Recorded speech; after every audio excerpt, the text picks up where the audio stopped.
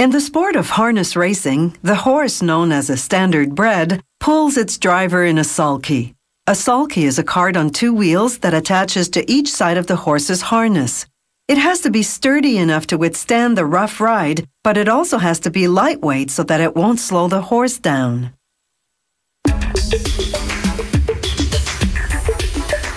Step 1 in sulky production is to cut an aluminum tube 4 centimeters in diameter for the frame.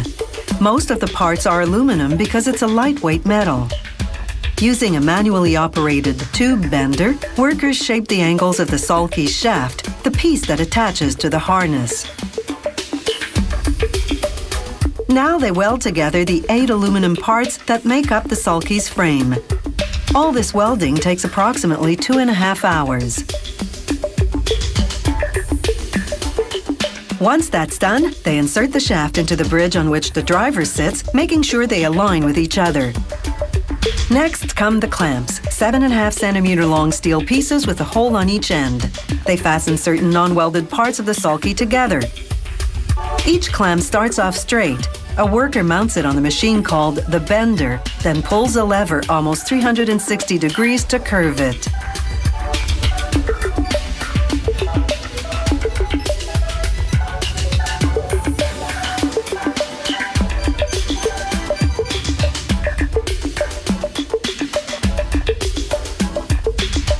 Next, a tool called a multi-press drill fashions the aluminum flange, the part of the wheel hub to which the spokes attach. The multi-press has 6 bits. It rotates 3 times to drill a total of 18 holes. The flange has another 9 holes to remove weight, and 6 smaller holes to which a plastic wheel protector will later attach.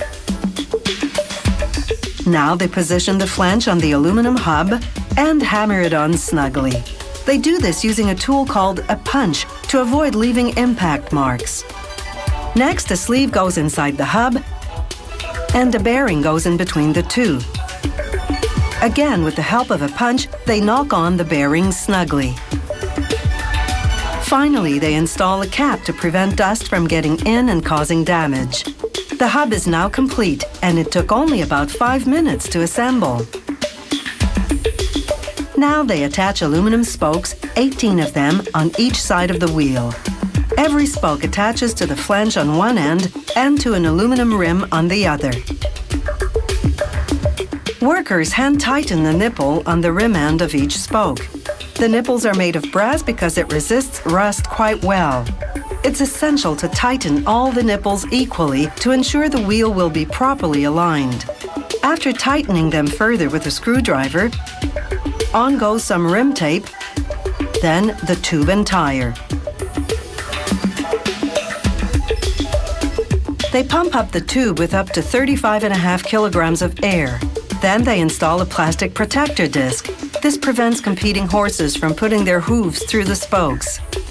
Meanwhile, the sulky has been sandblasted, painted, and decorated. Now it's time to put stirrups on the shafts. These aluminum and stainless steel fittings on the end of the shafts are what attach the sulky to the horse's harness. Should the harness break, a backup safety strap on each shaft keeps the sulky attached to the horse. Now they fasten a padded leather seat to an aluminum plate mounted on the bridge. On each side, they attach the wheel to the bridge with a simple axle. Even though these look like bicycle wheels, they're stronger and far more durable. Next, they assemble what's called the tree, the rigid stainless steel structure that goes on the horse's back. The outer part is made of plastic. They stitch Velcro to the underside. To that, they attach a nylon-covered foam padding that protects the horse's back from irritation.